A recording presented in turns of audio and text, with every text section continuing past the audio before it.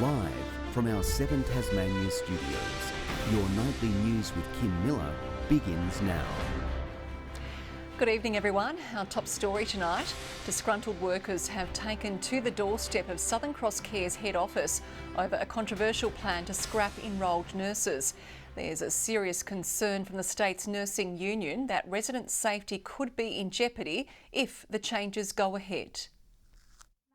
Here at Rosebery Gardens and at 8 other facilities across the state plan to eradicate enrolled nurses from their nursing workforce. Shame! Rallying against a major shake-up to the state's biggest aged care provider, these loud voices had a message for Southern Cross Care bosses. What do we want? Enrolled nurses! When do we want it? Now! I've been a registered nurse 25 years and an enrolled nurse 20 years before that, and I see the enrolled nurses as the backbone of aged care. If we let them go, I mean, an industry that's in crisis will already become even more in crisis. Under a proposed new model, enrolled nurse roles will no longer exist at the facilities. There's not enough of us to go around, and enrolled nurses are integral. I just can't believe that this is happening. In a change, the ANMF fears will put elderly Tasmanians in the firing line. Look, I think Southern Cross Care Tasmania have absolutely got it wrong. The household model of care does not require the eradication of enrolled nurses, and certainly all the evidence points to that, as does the evidence out of the Royal Commission. A union-hosted forum backing that sentiment, opening the floor to residents, families, politicians and the wider community. The workers' interests don't just go to the EN workers that are facing this redundancy, but the flow-on effects to the rest of the workforce. When announcing the household care model, CEO Robin Boyd said the overhaul would provide opportunities for workers, and the organisation was committed to keeping the same total number of workers. CEO Robin Boyd is standing by the move, saying these changes will provide residents with better care, more stability and a better quality of life. Also noting a commitment to the Aged Care Royal Commission recommendations to provide the best care possible. The federal government also need to step up and ensure they do have the proper resourcing for aged care in Tasmania, and indeed we're willing to play our role as well. The Federal Aged Care Minister was contacted for comment. Grace Evans, 7 Tasmania News. The City of Hobart's bid to curb short-stay accommodation has failed after the Planning Commission rejected its plans. The state government is being pressured to act, but is also facing questions about the advice it gave to council.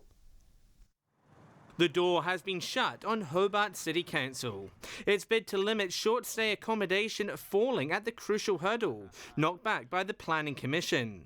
The decision a bitter blow for the tenants' union. We're disappointed that the Tasmanian Planning Commission hasn't found in favour of the Hobart City Council. Its judgment concluding that even if it had merit, current laws prevent any changes. The union says the ball is now firmly in the state government's backyard. Only the Minister, who has the power to provide councils with the discretion they need to either allow or refuse short-stay accommodation. We see this as a local government responsibility, effectively. We're willing to play our role when it comes to the supply. Their supply of legal advice also facing scrutiny.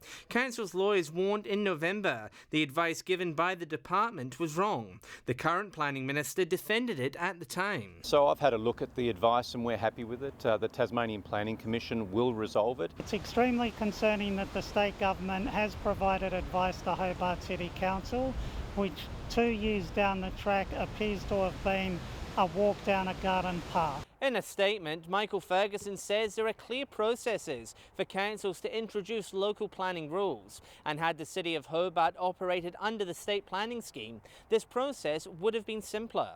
The union calling for action, saying short stays have jumped by 22% since 2020. 22% more properties that have been turned into hotels rather than homes. The City of Hobart says they're seeking legal advice before assessing its options. John Hunt, 7 Tasmania News. The Robbins Island wind farm has taken one step forward, gaining approval from the Circular Head Council. In a marathon meeting, more than 100 people attended, voicing their thoughts on the controversial project, which still has a long way to go before construction actually gets underway. A controversial decision finally gaining council approval. I now put the motion. All those in favour? Aye. Those against? The motion is carried.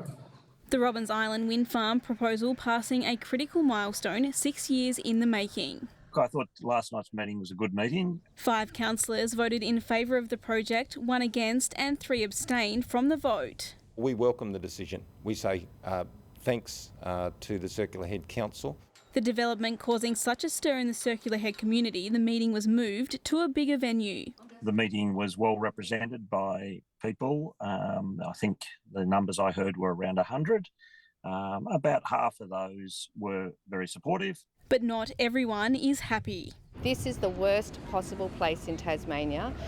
The people in the community of Circular Head are outraged that the council took this decision. Clearly there is some difference of opinion, but there's also strong support in parts of the community, and as a government we welcome the decision of the council. The proponents of that project have been undertaking quite a significant amount of community consultation, and I know that process will continue as is required under legislation. The proposal, including construction of between 70 to 120 turbines, now requires federal government support, which could take months. We're hoping to have construction commence in the beginning of 2025. By the end of 2026, we hope to have the first generation flowing, and the project is likely to take 3.5 years to get to full completion. Talia Jordan, 7 Tasmanian News. And the Circular Head Council has now agreed to reduce the speed limit on Woolnorth and West Montague roads, despite voting against it last month. The 25-kilometre stretch is notorious for Tasmanian devil deaths, with drivers now forced to adhere to an 80-kilometre speed limit. This is a tiny difference in travel time for people along that road, but it will make some difference to the catastrophic number of Tasmanian devils that are being killed every night. Many are still hoping to see the speed limit dropped further. A woman connected to the attempted murder of a store worker in Moona last Friday has been charged with aggravated armed robbery. She'll face court on the 3rd of April. Tasmania Police has thanked the public for their assistance. The son of Chopper Reid has appeared in the Hobart Magistrates Court on a string of charges. Charlie Reid has been hit with firearm, drug and driving offences following an incident at New Norfolk last night. The 23-year-old was remanded in custody and will reappear on March 15. Tasmania has sweltered through its hottest day of the year so far. Our reporter Brianna Boylan joins us live now from Long Beach in Sandy Bay. Brianna, how hot did it get? Kim, the heat really started to pick up at 4 o'clock, with temperatures maxing out at 36.7 degrees in Hobart. Meanwhile, the weather gauge at the airport picked up 36.6 about half an hour later. In Bushy Park, it soared to 36.4, with ooze a little cooler at 35.7. But it was Campania that topped the charts, hitting 36.9 degrees. For comparison, it hasn't been this hot in 2 years, when Hobart recorded 37.5 back on January 25, 2021. And it wasn't just the south feeling the heat today. Flinders Island recording 34.8 degrees, 32.6 at Launceston Airport and 31.3 in Scottsdale. Now, the Bureau is predicting a cold change to come through at 8:15 when the sun starts to set, but in the meantime, the beach looks like the perfect place to stay cool. Victoria Easto will be back later with all the weather details, Kim. Well, Monofoma has roared back to life with the boundary-pushing festival kicking off in the state's north. Now back to full size after 2 COVID-impacted years, organisers are taking crowds back to school in an iconic Launceston location. It's been a local landmark for decades, and now Monofoma is breathing new life into Launceston's old TAFE building. The opportunity to work here at the TAFE has expanded our horizons considerably. Home to the festival's arts hub, it's using former classrooms and old logos from the 90s. Well, since it's a TAFE, we took advantage of all the schoolrooms to create a special art project called Fantastic Futures. Reunion District is home to 10 video works and 2 performance art pieces. Look, I think what this festival does is challenge us. It asks us to experiment, to have our minds open to something else. International artists have returned, joining displays from closer to home. From using table tennis to have a light-hearted look at our national anthem, to putting more serious themes on screen. And a choir singing complaints about life in Launceston. There are definitely absolutely not enough stupid car parks, no, no, no. Locals were given the chance to air their grievances about their town, now made into song. There were quite a few, some really funny ones, some controversial choices, and yeah, just some totally wacky things. They're going to present, no doubt, lots of exciting things for me to listen and respond to. It's a return to form for event organisers after 2 COVID-cruelled years. We've had kind of downsized festivals for a few years in terms of who we could even bring in. So this is seeing a big return to international artists. Monofoma runs all weekend in Launceston before heading down to Hobart. And Annie Green joins us live now from the Cataract Gorge, where another Monofoma event is underway. Annie, organisers apparently have taken over the pool. They have, Kim. We haven't brought our bathers along, but maybe we should have. The pool's been turned into an underwater artwork by British composer Leon Vinehall. He's recorded a soundscape of electronica that's designed to bring on a feeling of meditation. It's being broadcast on a special underwater sound system, but there is a catch. You have to get your head fully under to take it all in.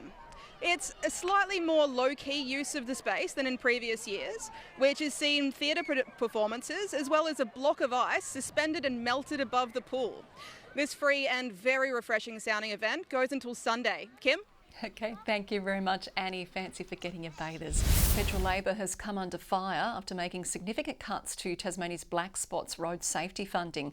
Senator Bridget McKenzie says the funding was slashed by more than 30% this year, with $246 million worth of projects impacted. The Tasmanian Roads package, the Hobart to Surreal corridor and the Bass Highway have been affected by the cuts. Tasmania has one of the highest rates of road fatalities in the country, and it is not the time to be cutting much needed funding to address black spot programs here in this state. What we want to ensure is that the federal government keeps to their promises, keeps to their commitments to Tasmania, and if they've made certain commitments in terms of infrastructure to Tasmania, they need to hold that promise. The federal government hasn't responded to our request to explain. The Tasmanian Premier has called for the federal government to urgently address the significant delays in processing visa applications. Jeremy Rockcliffe says he's written to the Prime Minister explaining recent and ongoing delays is creating uncertainty. We don't want the lack of workers to be the bottleneck on Tasmania's success. There are times when these visa delays can affect people's lives and knowing what's ahead for them. The federal government is yet to respond to the letter. Tasmania's cancer community has spent the morning sipping tea with Her Excellency the Governor to mark Ovarian Cancer Awareness Month. A terminal patient sharing her story with hopes it will help even just one person. Beaming on the surface but struggling from within, Louise's life has been cut short by leiomyosarcoma, a rare and terminal cancer. I was sent to have a pelvic ultrasound, and that's when they discovered that there was a growth there, and as my GP described it, basically he said it's the size of a baby's head. Thought to be a kidney infection, Louise's symptoms flew under the radar until it was too late, doctors giving her just months to live.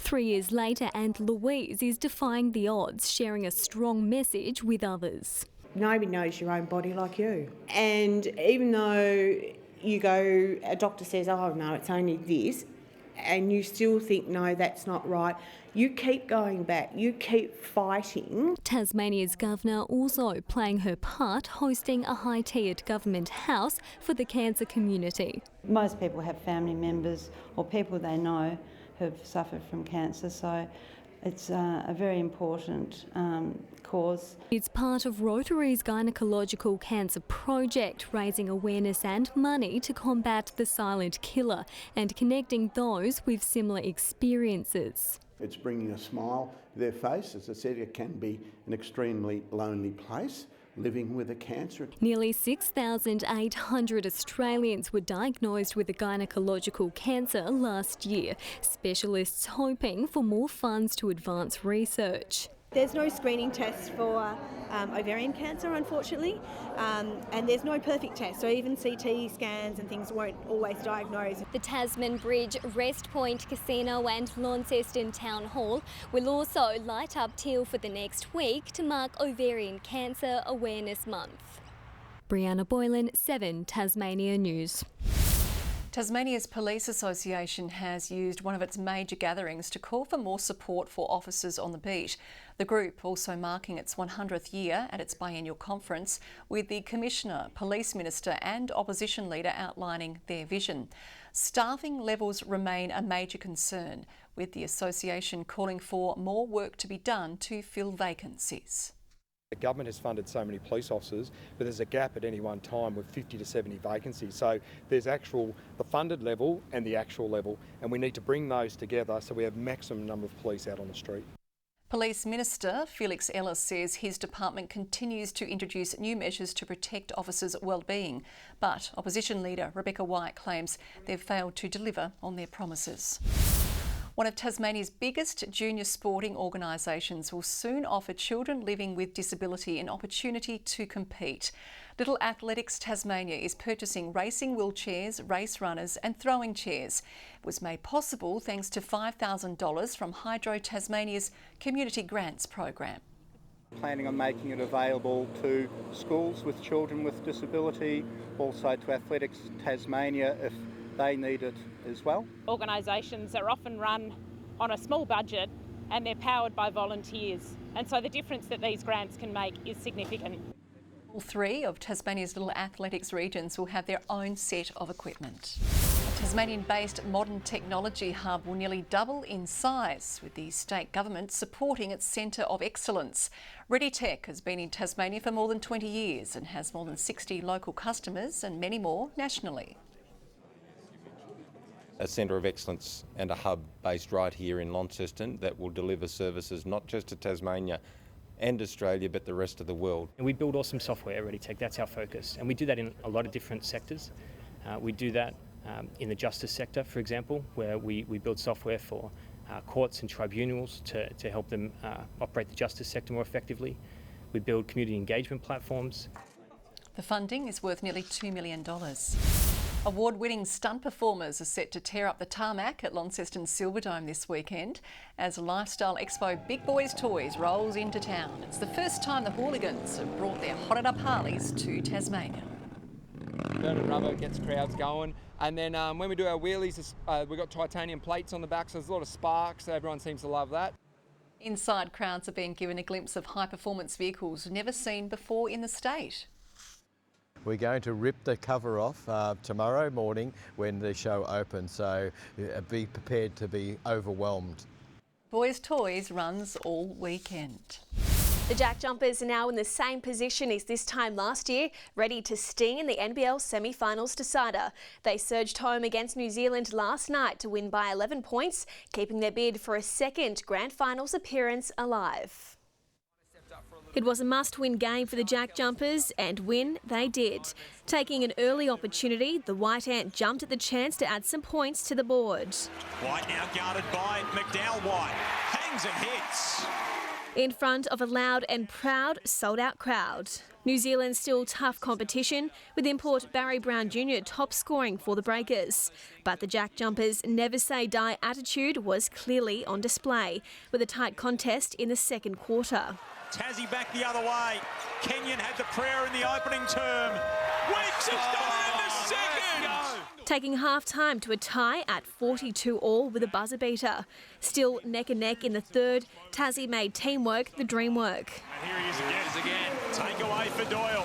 The open floor for the Jack Jumpers. Kelly to Krislovich. Tied up just like that. Shooting guard Milton Doyle was the star of the show, banking 23 points for the home team with 3 rebounds and 5 assists. It's been Milton Doyle all season long, and once again it's been Milton Doyle once again there, and what a spin move to open up the fourth quarter. 6-point lead. He's just a wonderful player, and more importantly, he's a hell of a human being, and he just fits this culture. The smiling assassin Jack McVeigh with a trio of triples bringing the energy, with captain Clint Steindl making his comeback on the court. The JJs breaking away from the Breakers in the fourth quarter, taking a double-figure advantage. The Jack Jumpers keep their season alive. The final score 89-78, sending the series into a do-or-die decider. These opportunities don't come along very often, and to be in a Game 3 to get to the grand finals in our second year is, you know, just incredible. Kind of turns into a bit of a chess match, these series, and it's going to come down to who can adjust the quickest and who can get through the tough patches. The JJs get their last chance to break the Breakers and make it to the big dance this Sunday at Spark Arena.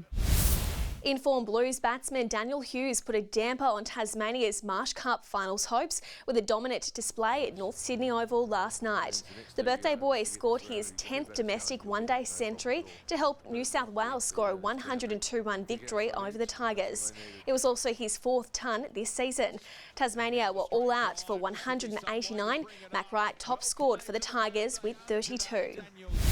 And tonight's Friday flashback is to Tasmania's record-breaking ship, the Hoverspeed Great Britain. In 1990, the locally built boat clocked the fastest crossing of the Atlantic Ocean, exposing Tasmania to a global audience. Although the Union Jack pointed to the sky, make no mistake, this catamaran was the pride of Tasmania in 1990. She's the largest catamaran in the world and the first to have a car-carrying capability. Named Hoverspeed Great Britain, she is on her delivery voyage from Tasmania to England. On her way, she aimed to win what's called the Hales Trophy, awarded to the fastest boat to cross the Atlantic Ocean. It had been held by the liner SS United States since 1952. We wouldn't deliberately start this attempt if we knew that there was going to be a really ferocious storm out there. Not because the vessel can't take the storm, it can, but the storm might slow us down enough to prevent us getting the record. Nonetheless, the $20 million vessel ran into treacherous conditions across the journey. Boats leaping around fairly lively manner. But the crew completed the mission, storming into the UK in record time. Congratulations. As a fighter jet flew overhead in a touch of pomp and ceremony, the London control room popped the champagne. We crossed the line. Excellent, we've done it.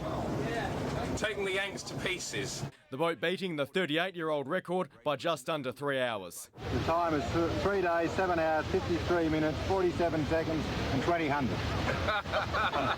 Tasmania's shipbuilding was shown off to London in the successful voyage's wake, as the coveted Hales Trophy switched from American to British hands.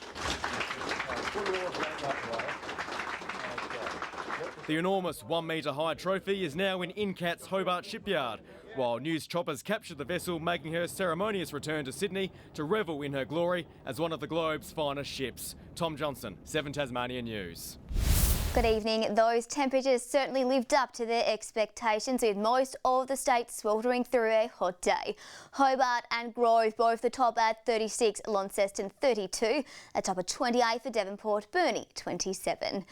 Hot for Flinders Island and Bushy Park, both 35, 32 at Luncheon Hill and Friendly Beaches, Strawn 30, 25 for Lyawini and Low Head.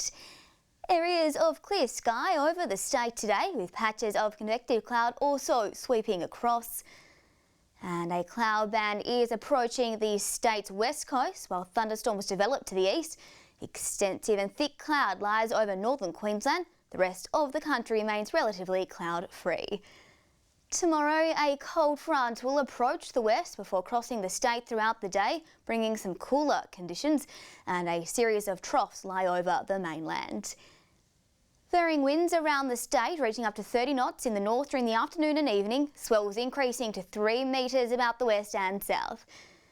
And there's a strong wind warning from Stanley to east of Flinders Island.